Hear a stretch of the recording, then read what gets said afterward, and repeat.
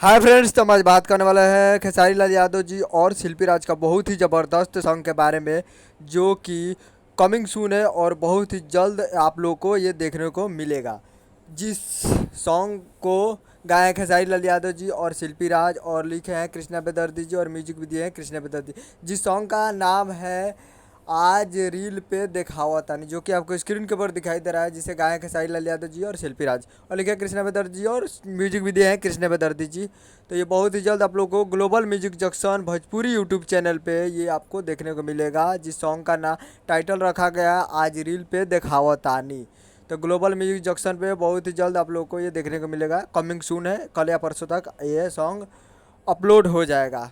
तो उम्मीद कर रहा हूँ वीडियो अच्छा लगा होगा, तो हमारे चैनल को सब्सक्राइब करके बेल आइकन प्रेस कर दीजिए, ताकि ऐसा ही खेसारी लाल यादव जी के लेटेस्ट न्यूज़ लाते रहें।